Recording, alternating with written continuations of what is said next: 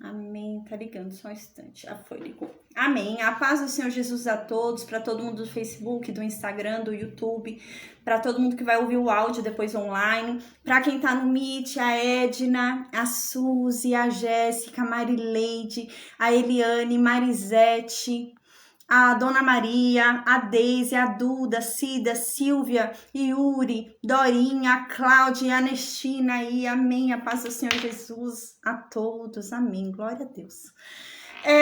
Hoje a gente vai começar a falar sobre a queda de Saul. O que foi que aconteceu com esse homem, né? Difícil, né, a gente entender o que aconteceu com esse homem.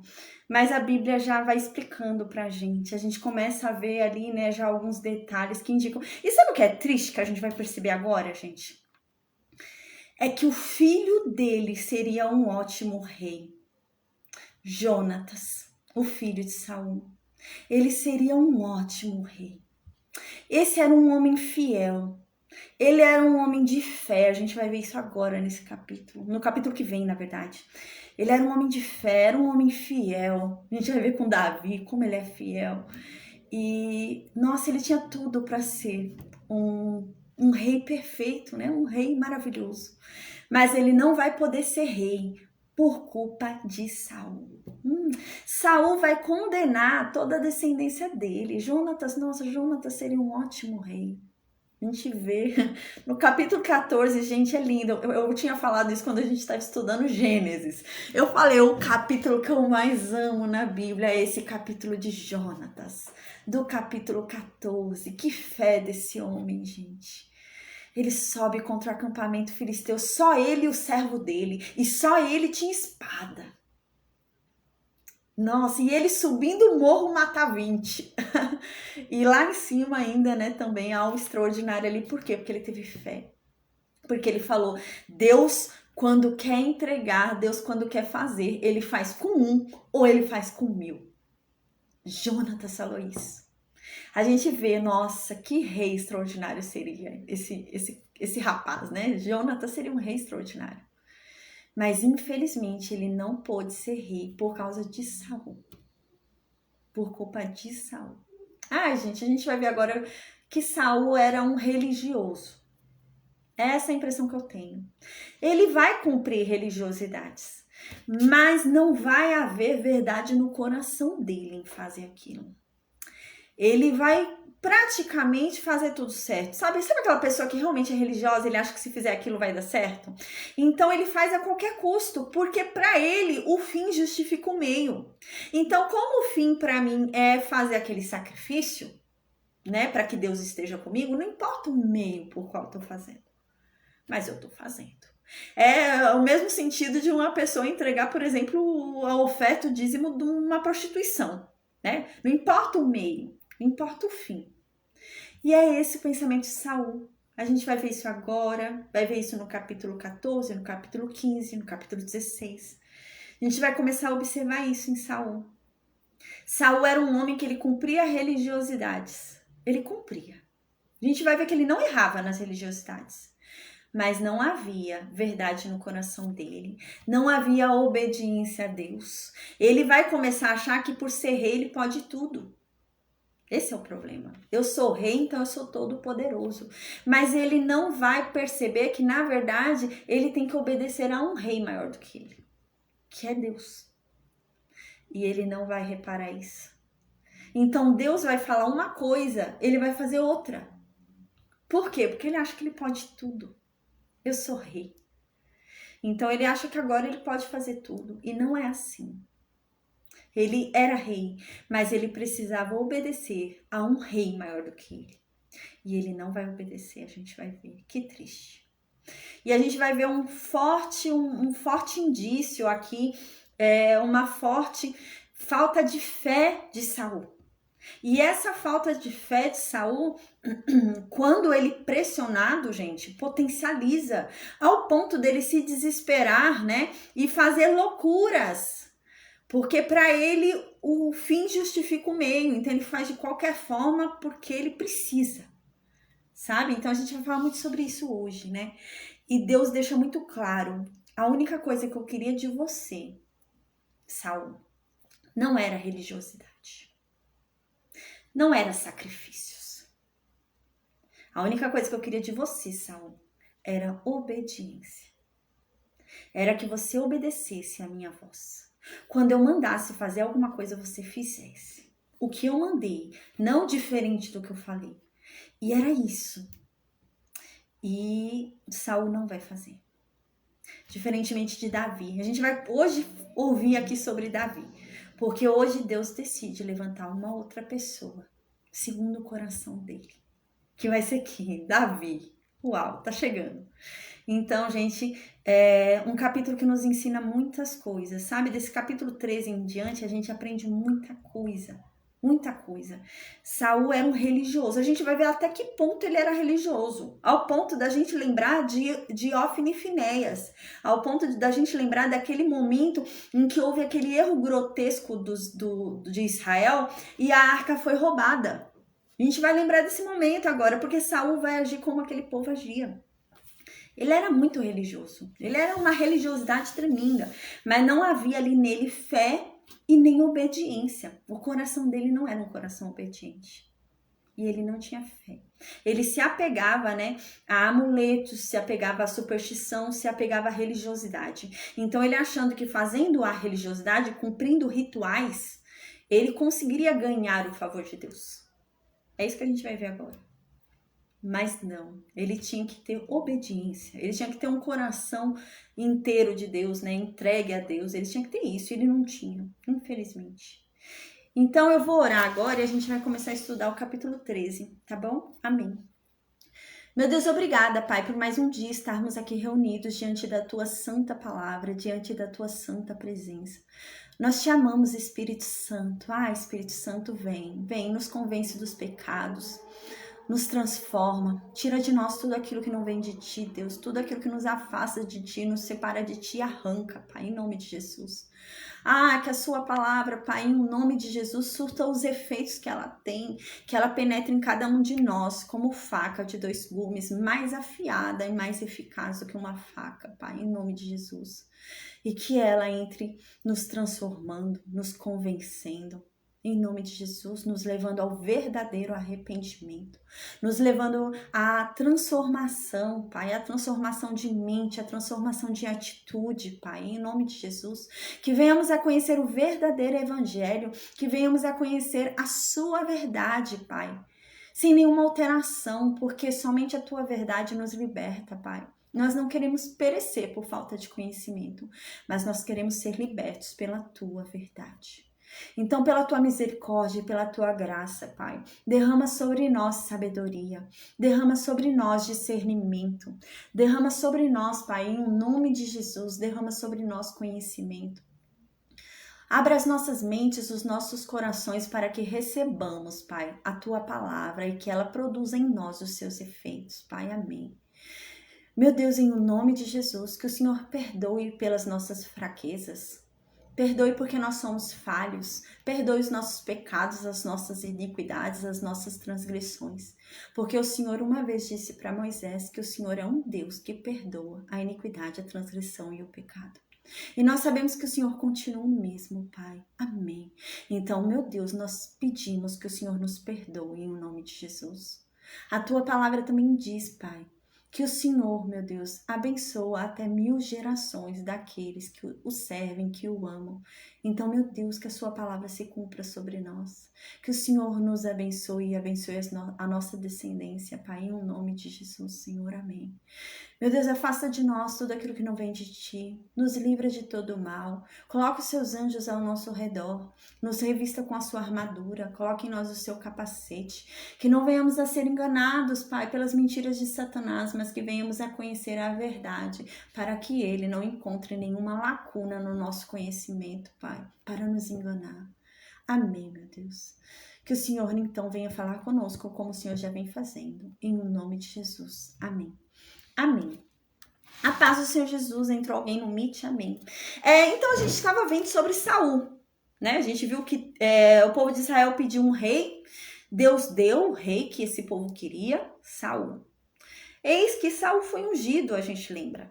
Houve uma certa dificuldade ali do povo em aceitar Saul como rei. né? Houve uma resistência ali, a gente viu, teve gente que não gostou dele como rei.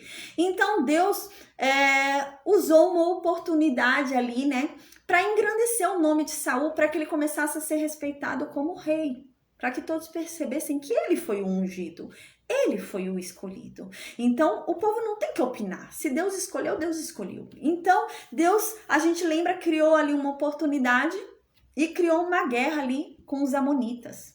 Então a gente lembra que ali Saul, então, né, foi usado por Deus e o povo foi liberto da mão dos amonitas.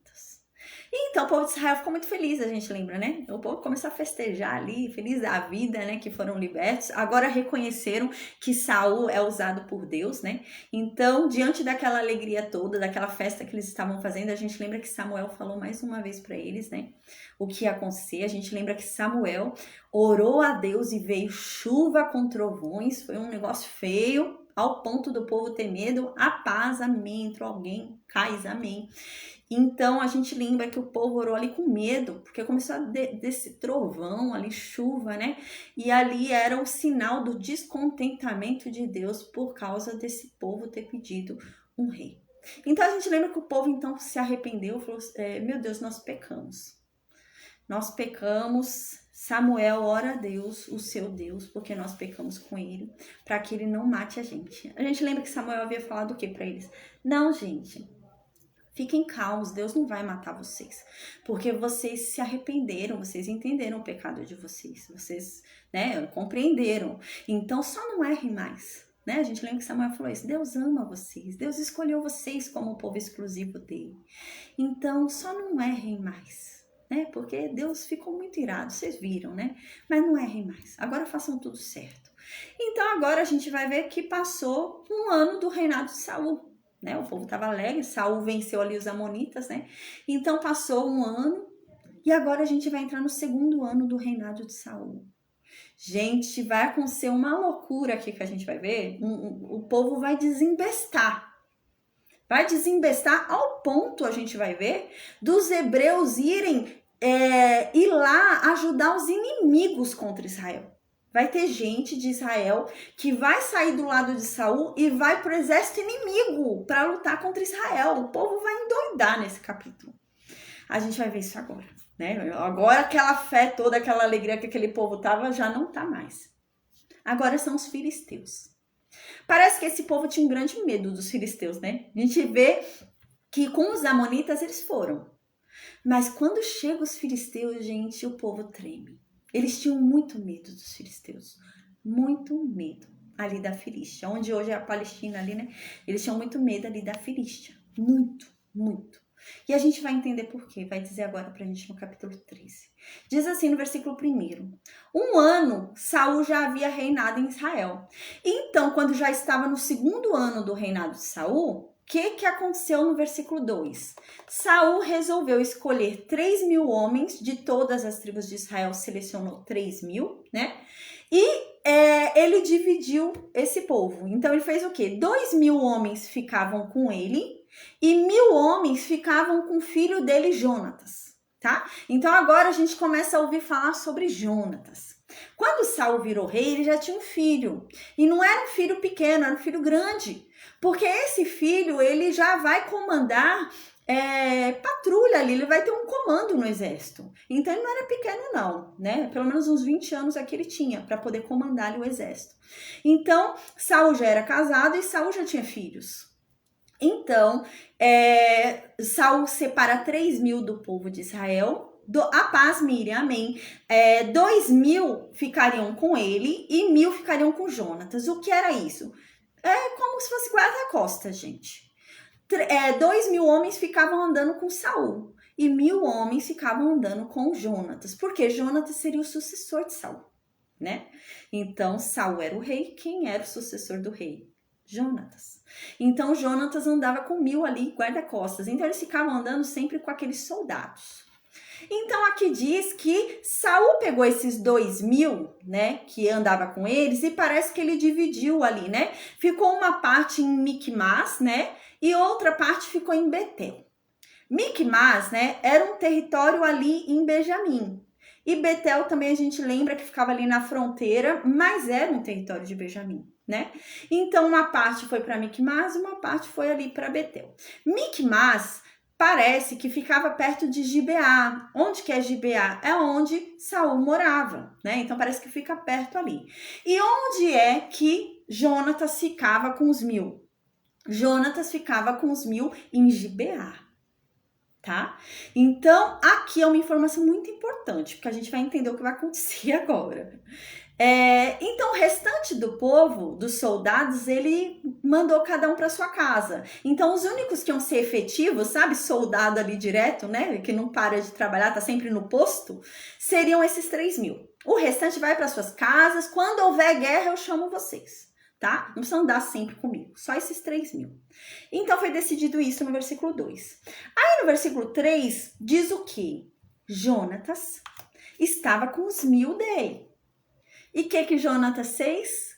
Derrotou uma guarnição dos filisteus que ficava em Gibeá. Lembra quando Saul foi ungido? Quando Saul foi ungido, Samuel falou para Saul, vão acontecer 3 sinais. Para você ter certeza do que eu tô falando é verdade. O terceiro sinal que ia acontecer era ele profetizar, lembra? Então, lembra que quando Saul fosse profetizar, Samuel falou assim, quando você entrar em Gibeá, você vai ver a guarnição dos filisteus e vai ver um monte de profetas descendo do monte. Então, você vai para os profetas. Então, gente, essa guarnição estava ali há tempos, parece, sabe? Então, era um acampamento dos filisteus que ficava ali dentro. Eles viviam entre os inimigos, entendeu? Era essa situação mesmo. Os inimigos ficavam acampados lá no meio deles, né? Então, parece que esse acampamento filisteu já estava lá há um bom tempo. E, gente, qual que é a questão que a gente vai ver? Não é qualquer acampamento filisteu. Parece que era um acampamento filisteu importante. Parece que era um acampamento filisteu, sabe? Que era importante para os filisteus. Então, era algo que faria diferença. Não eram quaisquer pessoas que estavam ali. Era um núcleo importante, sabe? Um núcleo de exército importante em Gibeá. O que Jonatas vai fazer com os 1000? Matar essa guarnição. Então, os filisteus vão ficar sabendo disso. E os filisteus vão ficar doidos, vão odiar Israel. Por quê? Porque eles mataram uma guarnição muito importante. Então, os filisteus vão querer se vingar de Israel. Porque Israel matou a guarnição que estava lá há muito tempo no meio do povo de Israel. Então, diz assim no versículo 3. Jonatas derrotou a guarnição dos filisteus que estava em Gibeá, que é a que eu disse para vocês. Então, os filisteus ouviram isso. Ouviram que Jonatas derrotou aquela guarnição de Gibeá.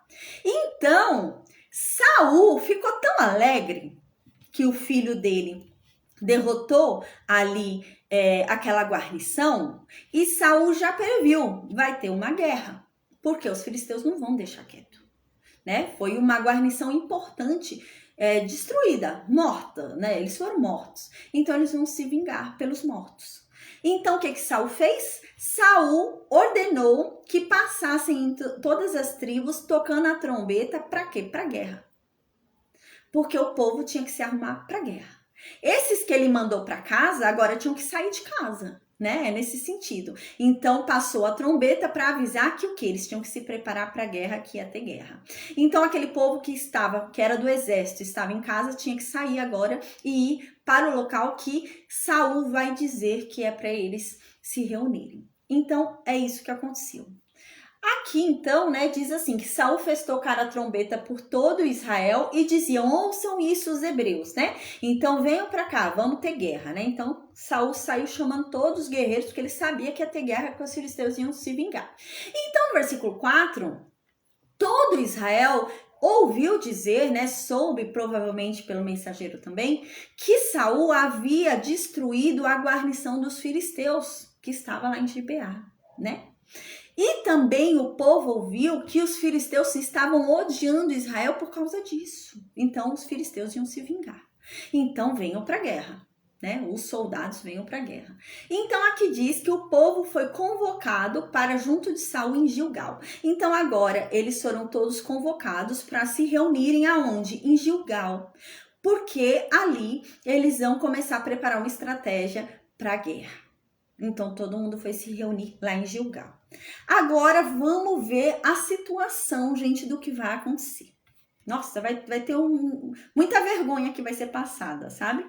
Quem vai livrar esse povo vai ser Jonatas, a gente vai ver. Jonatas seria um ótimo rei. Pena que Saul fez o que fez para descendência dele não ter sido, né? Mas, nossa, Jonatas teria sido um ótimo rei, a gente vai ver. Então, no versículo 5, vai agora dar uma explicação pra gente do porquê que vai acontecer o que vai acontecer no versículo 6 em diante. Porque até então a gente não consegue entender como é que o povo vai ficar tão desesperado do jeito que vai ficar, gente. Ao ponto de se juntar com o inimigo. O que está acontecendo? O povo vai se enfiar em buraco para se esconder, vai com o inimigo, vai fugir, eles vão fugir. Então, o que aconteceu para eles fugirem dessa forma, o povo de Israel? Então, no versículo 5 começa a explicar para a gente por que eles fugiram. Então, diz que os filisteus se reuniram para guerrear contra Israel. Quando eles se reuniram, o que tinha lá no exército deles? 30 mil carros. Gente, só isso já assustava, né? O povo de Israel não tinha nenhum carro. O povo de Israel não tinha nem cavalo. O povo de Israel não tinha nem espada, a gente vai ver. Nem espada eles não tinham. Eles iam lutar com pedra e pau. Então, imagina. Chega esse povo agora com 30 mil carros. É de dar medo, né? Então, eles ficaram já com medo ali, vendo 30 mil carros. Não acabou aí, não.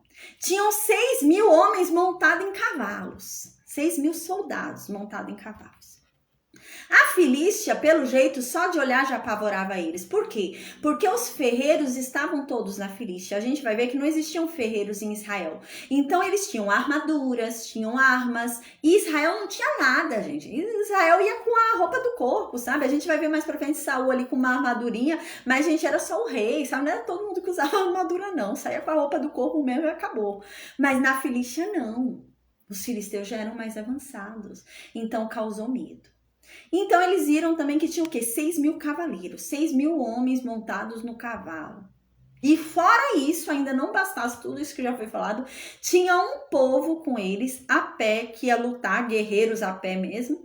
E esse povo que estava a pé, gente, era uma multidão como a areia que está no mar e não se pode contar. Então, imagina, Israel viu isso, tremeu nas bases. Israel viu isso e falou, não, já era, vamos morrer. Então, aqui a gente começa a ter uma noção do que está acontecendo, do cenário visual para o que o povo vai fazer. A gente vai ver que Israel vai fazer absurdos aqui agora. Então, o que acontece? E diz que esse povo todo, filisteu, né, os 30 mil cavalos, os 6 mil cavaleiros, e mais esse povo todo a pé, que era como uma areia no mar, né, eles foram e se juntaram ali em Micmas. Então, a gente lembra que Saul já não estava mais em Micmas, Saul estava onde com o povo? Em Gilgal. Saul foi se reunir com o povo em Gilgal. Então, no versículo 6, começa o desespero de Israel. No versículo 6, Israel vendo que eles estavam apertados, que o negócio estava feio, que os filisteus estavam nesse nível, eles começaram a se esconder em qualquer buraco que eles achavam. Gente, eles abriam túmulo para se esconder dentro do túmulo, junto com um osso. Eles abriam lá e ficavam lá dentro. Eles achavam um buraco, se escondiam no buraco. Gente, eles se esconderam dentro de poços. Eles começaram a se jogar nos poços para se esconder dentro dos poços. Eles ficaram em desespero. Israel entrou em desespero. E diz isso aqui no versículo 6. Diz assim, vendo, pois, os homens de Israel que estavam em apuros, né, porque estavam sendo pressionados pelos filisteus daquela forma, então eles começaram a se esconder. Então eles começaram a se esconder nas cavernas, começaram a esconder em buracos, qualquer buraco que eles achavam eles se escondiam, começaram a se esconder em penhascos, começaram a se esconder em túmulos. Eles abriam sepultura e se escondiam lá dentro, gente. E eles começaram a se esconder em poços. Começaram a se jogar dentro de poços para se esconder. E não acabou aí não, a gente vai ver. O negócio ficou pior ainda, né? Ficou mais... A paz, Maria Oliveira, amém. O negócio ficou mais feio ainda, a gente vai ver. No versículo 7 diz assim, também alguns dos hebreus passaram o Jordão para a terra de Gade. Gente, o que acontece? naquele mapinha que eu mandei para vocês, a gente lembra que Gilgal fica entre o Rio Jordão e Jericó, lembra? O que acontece? Esse povo estava em Gilgal. E eles souberam que tinha tudo isso lá com os filisteus. Gente, eles começaram a atravessar o rio. Eles começaram a atravessar o Rio Jordão e ir para o outro lado. Eles começaram a se esconder ali no outro lado do Rio Jordão, sabe? Eles começaram a ir para o território de Gade, começaram a ir para o território de Manassés e começaram a ir para o outro lado, atravessar o Rio Jordão ali e se esconder. O negócio foi feio, eles começaram a se esconder, né? Então, aqui diz, né, no versículo 7, também alguns dos hebreus passaram o Jordão para a terra de Gade e de Gileade. E o povo que permaneceu com Saul, estando este ainda em Gilgal, se encheu de temor. O que está dizendo aqui? Quem ficou com Saul não ficou porque era corajoso, não. Estava tremendo de medo. Quem ficou se tremia de medo dos filisteus virem. E a gente vai ver que esse povo também vai embora. O negócio foi feio. Então, quem ficou não é porque era corajoso, ficou tremendo de medo. Então, no versículo 8, diz assim, Saul esperou 7 dias. A gente lembra que no capítulo 10, quando Samuel foi ungir Saul, Samuel havia falado, né, no capítulo 10, eu não lembro o versículo agora, mas havia falado no capítulo 10 para Saul ir até Gilgal e esperar Samuel 7 dias, que Samuel ia descer lá, ia fazer ofertas e depois ia explicar o que ele devia fazer, né? Só que, gente, alguns estudiosos estão colocando isso agora em relação aqui ao versículo 8. Eu acho que não tem lógica, não tem nada a ver. Por quê? Porque lá no capítulo 10 era o início de Saul. Saul não havia nem sido publicamente anunciado, né? Então não ia esperar um ano do reinado para o segundo ano se cumprir o que Samuel estava falando ali. Então acho que não, sabe? Não é aquela coisa. Mas provavelmente o que houve aqui? Né? Provavelmente Samuel foi avisado, porque era isso que se fazia, né? Então tá tendo uma grande guerra, o povo tá saindo pra guerra, você vai avisar o sacerdote responsável, que era Samuel, juiz, o sacerdote, juiz, tudo. Então o que Saul deve ter feito? Saul mandou reunir todo mundo, mandou mensageiros em todas as tribos, deve ter mandado também mensageiro para quem? Para Samuel. Para avisar, Samuel, a gente está saindo para a guerra contra os filisteus e eu quero que você vá lá para oferecer sacrifício, tal. Deve ter anunciado ali mensageiro para ver qual que era o procedimento, o que devia fazer, se tinha alguma palavra de Deus, alguma coisa. Então Samuel deu uma resposta para Saul. No versículo 8 deixa muito claro que Samuel havia dado uma ordem. Samuel havia falado o quê? Olha, vai na minha frente, você e o povo, se reúna lá todo o exército e espera 7 dias por mim lá. E em 7 dias eu chego. Quando eu chegar, eu vou oferecer holocausto e eu vou oferecer oferta pacífica. Espero chegar 7 dias. Então, Samuel havia respondido, havia dado uma ordem de Deus, que era para Samuel fazer o sacrifício. Era para Samuel fazer a oferta. Não era outra pessoa, era Samuel. Né? Isso é importante para a gente entender o que vai acontecer, gente. Então, quem é que devia fazer essa oferta, esse sacrifício? Samuel. E Samuel mandou Saul esperar os 7 dias. Mas Saul foi afoito. A gente vai ver que por causa de 2 horas, 3 horas, Saul perdeu o reinado dele. Porque ele não soube esperar 2, 3 horas. Ele foi, o reinado dele não foi confirmado por Deus por causa de 3 horas. Porque esse homem não soube esperar. Então, no versículo 8 diz isso. Diz assim, que Saul ficou esperando 7 dias, né? Segundo o que Samuel falou, mas Samuel não vinha. Tá o 7º dia, Samuel não vem, né? E o povo indo embora. 7 dias, Samuel não vem e o povo indo embora. E Saul preocupado.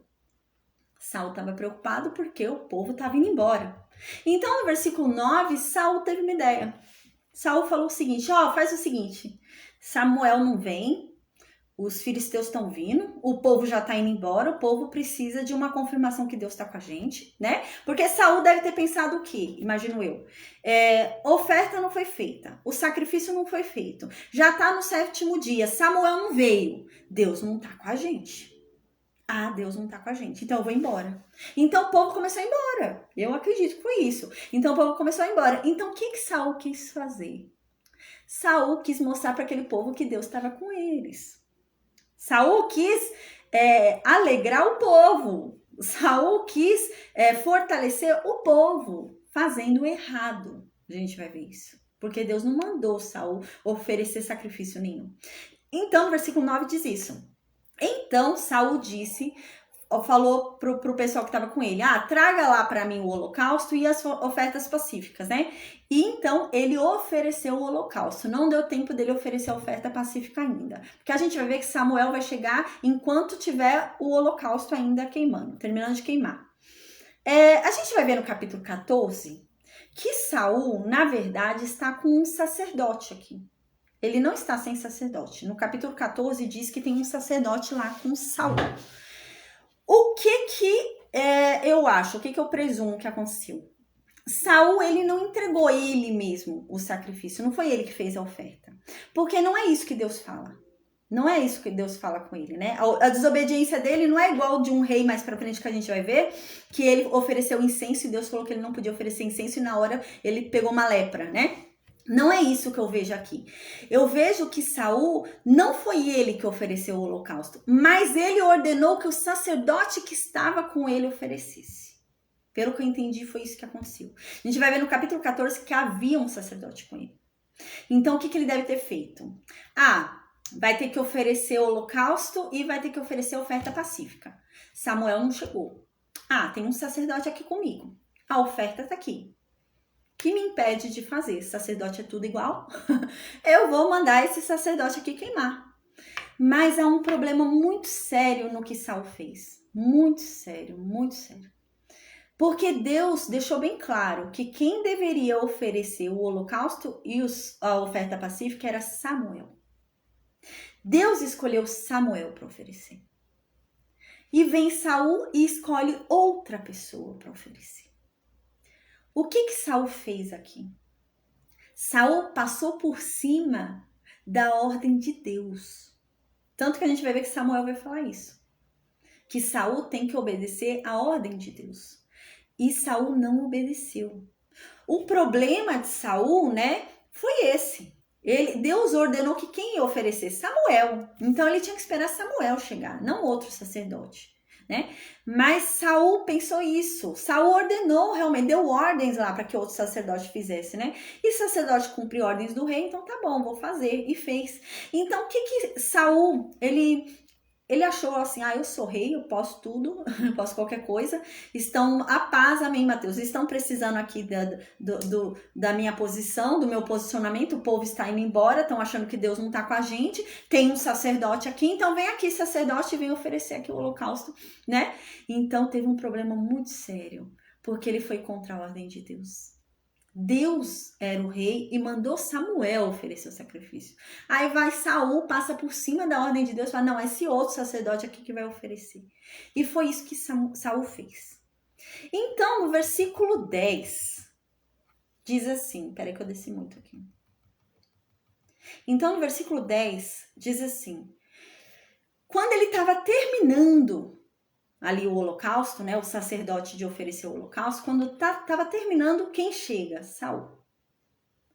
Quando Samuel. Quando Samuel chegou, gente, sabe qual é o problema de Saul? A gente vai observar isso nos próximos capítulos.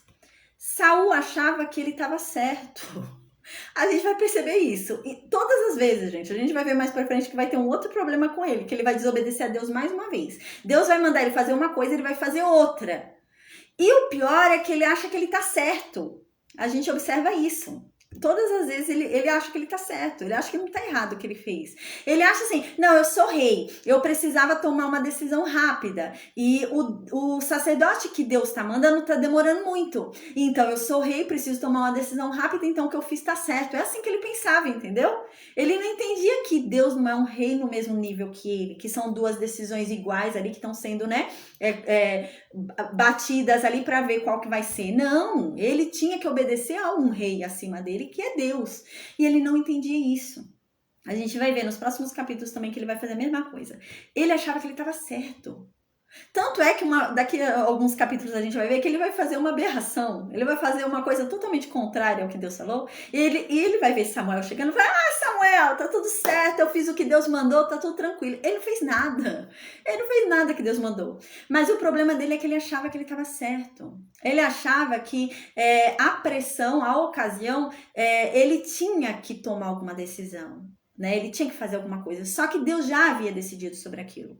Aí, devido à urgência, ele vai tomar uma decisão em cima da decisão de Deus, todas as vezes. E ele acha que ele tá certo, porque sabe qual é o pensamento dele, né? O pensamento dele é igual, sei lá, uma empresa, né? Você tem uma empresa, tem 2 sócios na empresa. Aí um sócio deu uma ideia, uma solução para o problema, mas aquela solução daquele sócio está demorando para chegar. E o outro sócio teve uma ideia mais rápida. Minha solução vai ser mais rápida. Então, o outro sócio vai executar a solução mais rápida. E o que Saul achava? Saul achava que era isso. Saul achava que estava nesse nível com Deus. Era isso que Saul achava. Então, Saul não obedecia a Deus. Saul ia e passava por cima da ordem de Deus. Então, aqui, Samuel chegou, ele foi lá todo contente para cumprimentar Samuel. Aí no versículo 11, Samuel fala para Saul: o que foi que você fez, Saul?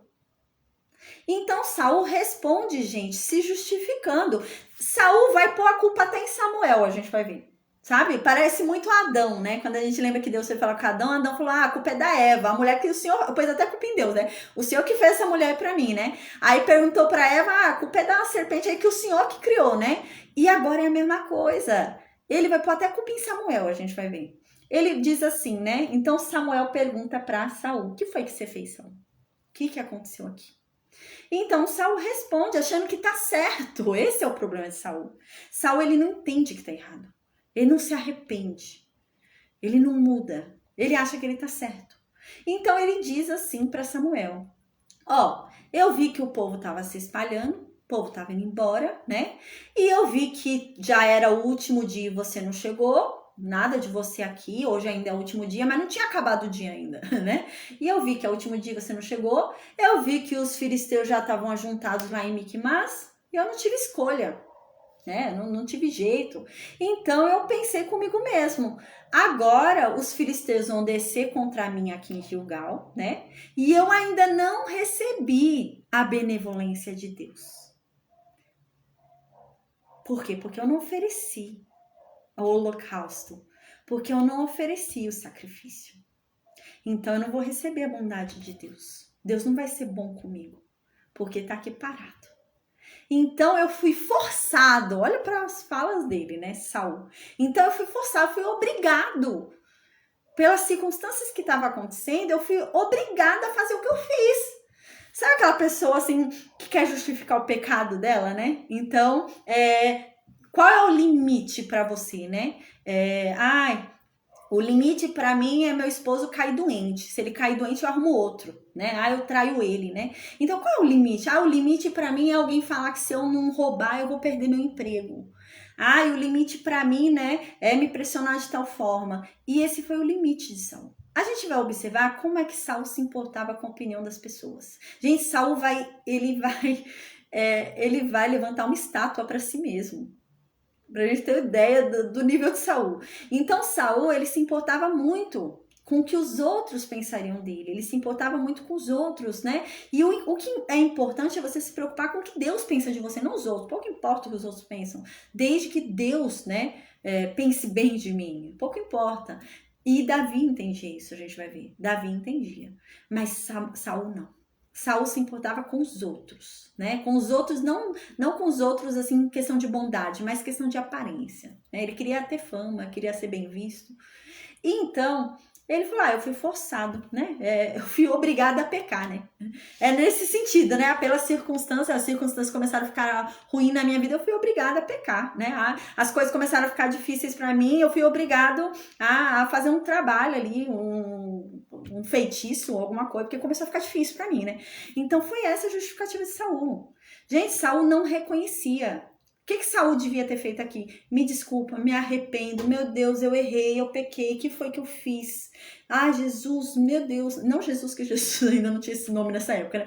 Mas meu Deus, o que foi que eu fiz? Me perdoa. Não, essa era a diferença entre Saul e Davi. Eu disse no começo da aula de hoje sobre isso, né? Quando a gente para ver a história de Davi e de Saul, se você não tem conhecimento sobre realmente a história de cada um deles, você acha que Deus é injusto. Você fala, poxa, Deus é injusto. Deus levantou Davi como queridinho e desprezou Saul à toa. Olha o tanto de pecado que Davi cometeu, né? E Saul, coitado, ele não fez nada, né? Então a gente começa a pensar assim, Deus é injusto. Como que Deus não perdoou Saul, né? Deus perdoou tanto pecado ruim de Davi, né? Davi pecou e Deus perdoou. Deus continuou com Davi, como que não continuou com Saul? Deus é ruim. Não, gente, a gente vai ver que não é isso. Né? A verdade é que Davi se arrependia, Davi se humilhava, Davi tinha um coração sincero, um coração que se rendia a Deus, um coração que ainda que errasse, ele obedecia a Deus, ele entendia a ordem de Deus e respeitava, né? Então não é igual Saul. Deus decidiu tal coisa, Davi falava, o Senhor sabe o que faz, tá bom. Né? Mesmo que não fosse bom para ele. Eu falei, Deus é justo, Deus sabe o que faz. Quem sou eu? Agora, Deus falou alguma coisa para Saul, Saul não aceitava. Não, vou dar um jeito. Eu sou rei. Eu sou rei, vou fazer o que eu posso. Deus levantou um outro rei, mas não, vou tentar matar ele. Vou fazer o que eu posso. Então, Saul era assim. Então, Saul não era como Davi, né? Às vezes a gente fica pensando que Deus é injusto, né? Mas não, o coração de Saul era ruim, a gente vai ver isso. A gente já falou sobre isso, né? Agora a gente vai ver que o coração dele vai começar a se revelar ali. Então, ele foi e ofereceu os sacrifícios, né? A circunstância estava apertada, eu fui e pequei, né? Fazer o quê? A culpa não é minha, né? Sim, João Pedro, isso mesmo. Que João Pedro está falando que Saul comete o pecado e ele fica procurando um culpado, ele fica se fazendo de vítima, é isso mesmo. Ele fala, não, eu só fiz isso porque foi a circunstância me levou a isso, tá vendo, Samuel? Eu tô certo. É isso que Saul tá querendo falar, eu tô certo, né? Porque, os filisteus estão para vir para mim. Onde é que Deus, né, vai se agradar mais dele oferecer o holocausto e sacrifício do que ele obedecer a Deus, né? A gente vai ver até mais para frente que Samuel vai falar isso. Porque onde, né, só na cabeça de Saul. Por isso que eu digo, Saul era um homem religioso. A gente vai ver isso. Ele era cheio de religiosidades. A gente vai ver como ele cumpria religiosidades. Tanto que ele vai meter a arca aqui no meio, a gente vai ver. Ele era cheio de religiosidades. Ele era aquela pessoa que ia andar com crucifixo, sabe? Era aquela pessoa bem religiosa. E ele era assim, Saul. Mas o problema é que ele não tinha o coração sincero voltado a Deus e ele não obedecia a ordem de Deus. Ele não esperava, não tinha paciência de esperar, né, a ordem de Deus se cumprir. Então ele era religioso. Tanto que a gente vê aqui, no que foi que ele se apegou? Em vez dele se apegar na obediência, não, Deus falou que vai mandar Samuel, eu vou esperar 7 dias, nada vai acontecer, eu vou confiar em Deus, Deus vai mandar Samuel. Não, ele fala, não, Deus precisa do sacrifício, Deus precisa do holocausto. Nossa, se eu não mandar, ele não vai derramar a bondade dele sobre nós e os filisteus vão pegar a gente. Então ele não entendia isso, que a fé é mais importante, e a gente vai ver isso em Davi, né? A fé é mais importante, e não a religiosidade ali, o cumprimento daqueles rituais. E ele não entendia isso, então ele achava que era mais importante ele oferecer aqueles sacrifícios daqueles rituais do que ele obedecer. Então, no versículo 13 diz assim, peraí que eu tô descendo aqui, gente. Então Samuel foi e respondeu para Saul. Ai, Saul, você procedeu como um louco. Você foi um tolo, Saul. Você foi um burro, né? Você foi um burro em não ter guardado a ordem de Deus. Deus mandou você me esperar. Você foi um burro de não ter me esperado. Porque se você tivesse me esperado, Saul, Deus agora teria confirmado o teu reino sobre Israel. Isso foi uma prova. Deus estava te provando, Saul. Deus queria ver realmente até onde ia seu coração, a sua fé nele e a sua obediência. Mas você foi reprovado, Saul. Você agiu como um tolo, Saul. Você queria tanto a bondade de Deus, saiu desesperado oferecendo sacrifícios e holocaustos, achando que assim você obteria a bondade de Deus. Você foi um tolo, Saul. Porque se você tivesse obedecido a ele teria derramado sobre você a bondade dele e teria confirmado sobre você o rei. mas você não fez isso. Gente, por causa de 3 horas, esse homem perdeu o reino. Por causa de 3 horas. Esse homem não teve paciência de esperar. Então, diz isso no versículo 13, diz assim: então disse Samuel para Saul: você procedeu como um louco, você procedeu como um tolo, em não ter guardado a ordem que Deus te deu, o teu Deus, Saul. Você devia ter feito o que Deus te mandou, pois agora Deus teria confirmado o teu reino sobre Israel para sempre. Aí no versículo 14 continua: mas agora saiba que o seu reino não vai subsistir.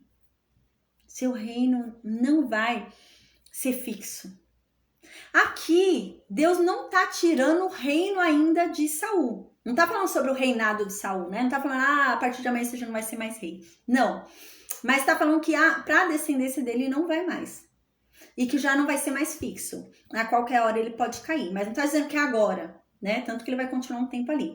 Mas está querendo alertar Saul o seguinte: a qualquer hora você pode cair, porque o seu reino já não está mais confirmado.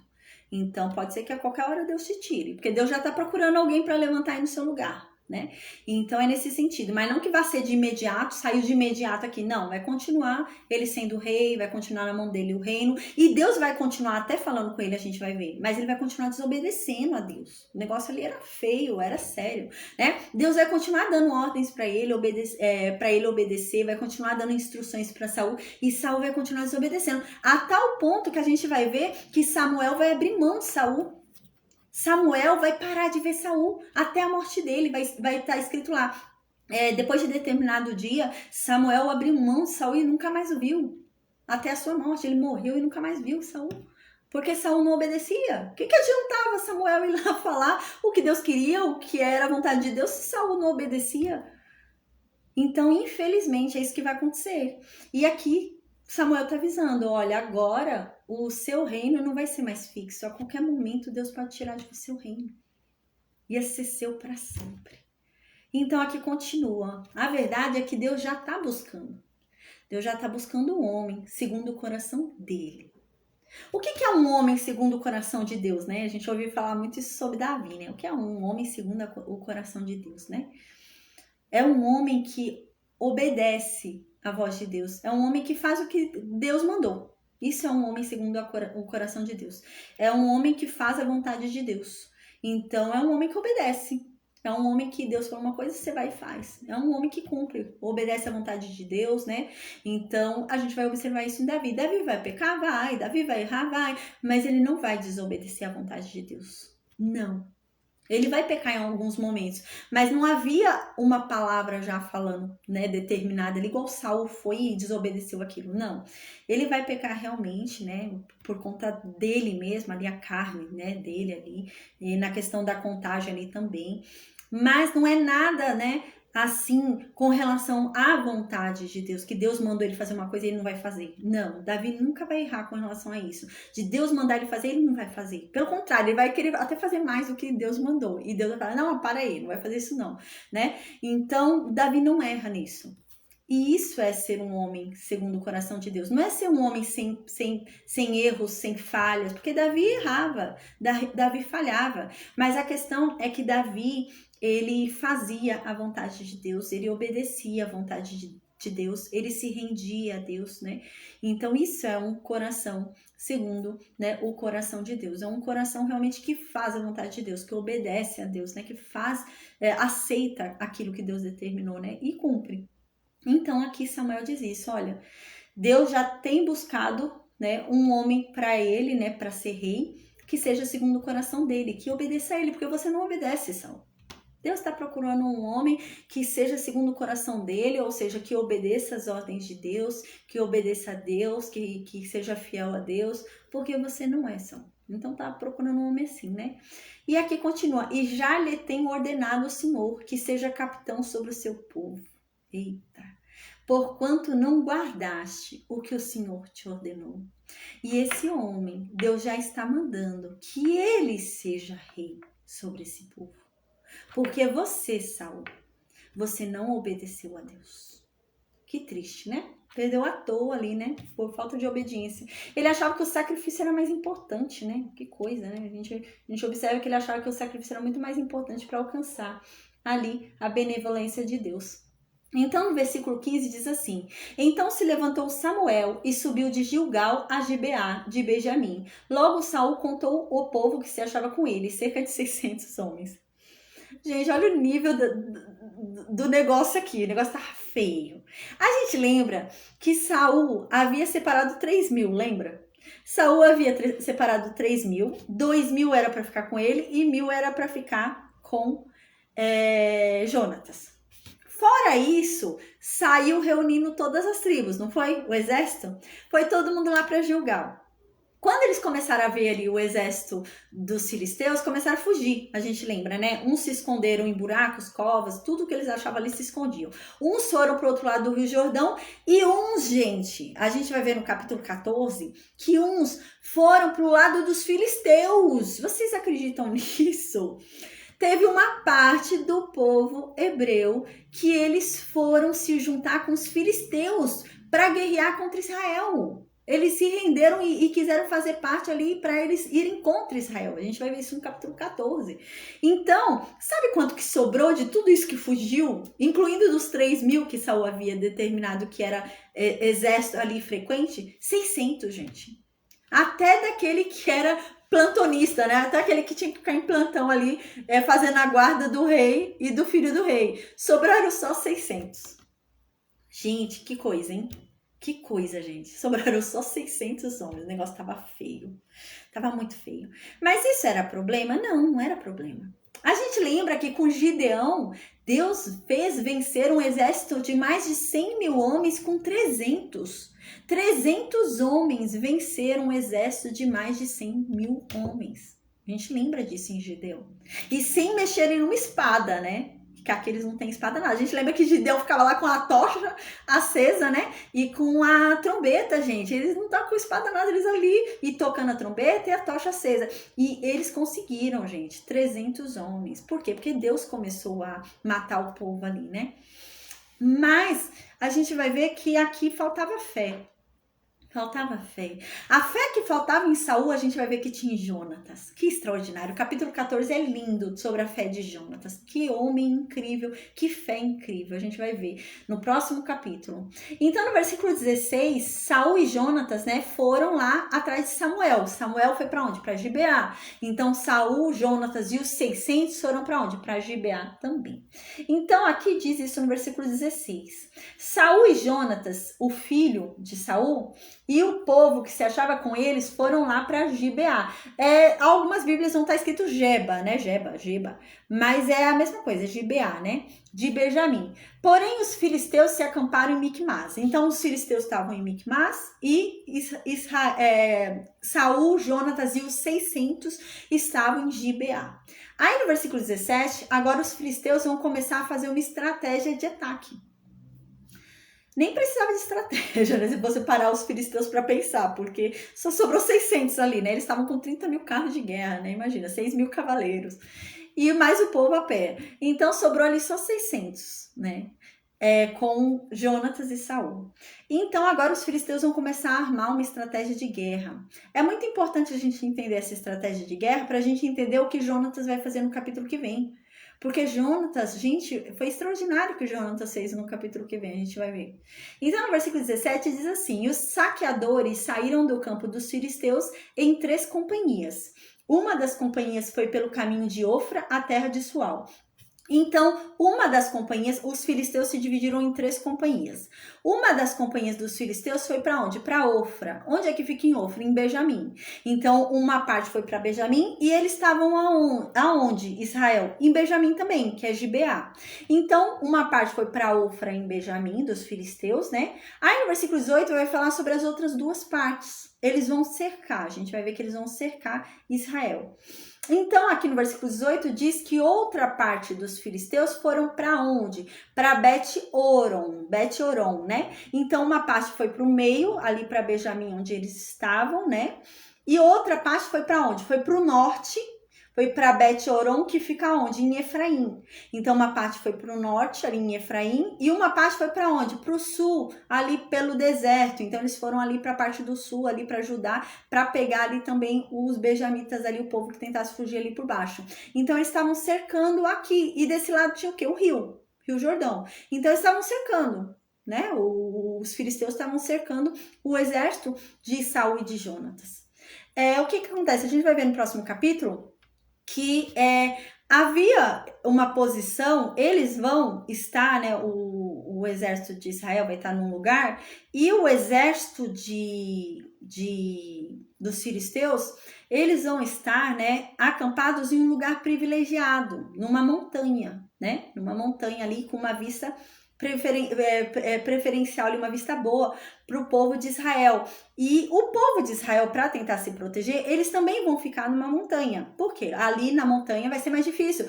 Numa montanha você é mais protegido, concorda? Porque você está numa montanha, o exército está subindo, você está vendo, então o povo está cansando para subir a montanha. E você está parado lá em cima, então você ganha, né? Estratégia ali, você ganha força, então é mais fácil de você combater assim. E essa vai ser a estratégia, né, de Saul. Eles vão ficar ali na montanha. Só o que acontece? Os filisteus vão para a montanha também. E quem é que vai nessa montanha onde os filisteus estão depois? A gente vai ver na próxima aula. Jonatas e o escudeiro dele, gente. Extraordinário o que vai acontecer na próxima aula com Jonatas. Aí no versículo 19 diz assim: ora, em toda a terra de Israel nenhum ferreiro se achava, porque os filisteus tinham dito para que os hebreus não façam espada nem lança. Então agora começa a falar um pouco mais pra gente sobre o desespero desse povo. Gente, era um povo que não tinha espada. Eles não tinham espada para lutar. Sabe quem estava com espada desse povo aqui de Israel que estava reunido? Só Jonatas e Saul. Os 600 iam lutar com pau, com pedra. Eles não tinham espada. Por quê? Porque aqui diz que os filisteus não fala em qual momento histórico aconteceu isso, porque a gente lembra que Samuel, né, conseguiu libertar o povo de Israel naquele acontecimento de Ebenezer, né? Mas provavelmente, né, houve algum momento aqui histórico onde os filisteus pegaram os ferreiros que haviam em Israel. Ou tomaram cativo os ferreiros ou mataram.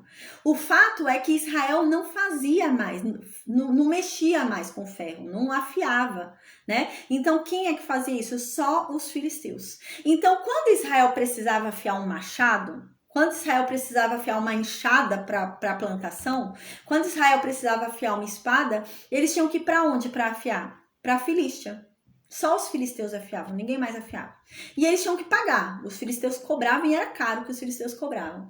E é isso que está dizendo aqui, para a gente começar a ter uma noção do que está acontecendo. Porque o negócio estava feio, gente. Estava feio. Eles não tinham espada, não tinha nada. Só Saul e Jonatas. Então aqui diz no versículo 20: pelo que todo Israel tinha de descer aos filisteus, para amolar a relha do seu arado, e para amolar a sua enxada, para amolar o seu machado, para amolar a sua foice. Então eles tinham que ir lá para a Filístia, porque não tinha ferreiro em Israel. Então eles tinham que ir para lá. Então no versículo 21 diz que os filisteus cobravam por esse serviço, né, dos israelitas. Então quando os israelitas iam lá afiar alguma coisa, eles cobravam 2/3 de um ciclo para amolar os fios das relhas e das enxadas, e 1/3 de um ciclo para amolar machados e aguilhadas, tá? Isso era caro. Era um valor que eles cobravam que era caro, não era um valor barato não, eles cobravam caro pelo serviço. Então no versículo 22 continua: sucedeu que no dia da peleja não se achou nem espada e nem lança na mão de nenhum do povo, que estava com Saul e com Jonatas, porém se acharam com Saul e com Jonatas seu filho. Vocês entenderam como era caro? Somente o rei e o filho do rei tinham espada. Sabe, era caro ir lá na Filístia para pegar a espada, né? Comprar a espada, afiar a espada, comprar, né? Era caro. Então, não era qualquer um que podia fazer isso. Então, só quem é que tinha espada ali? Só o rei e o filho do rei. Os 600 que estavam lá com ele, estavam lá com pedra na mão, né? Com pau. Não tinha espada. Então, no versículo 23, finaliza, né? E saiu a guarnição dos filisteus ao desfiladeiro de Micmas, né?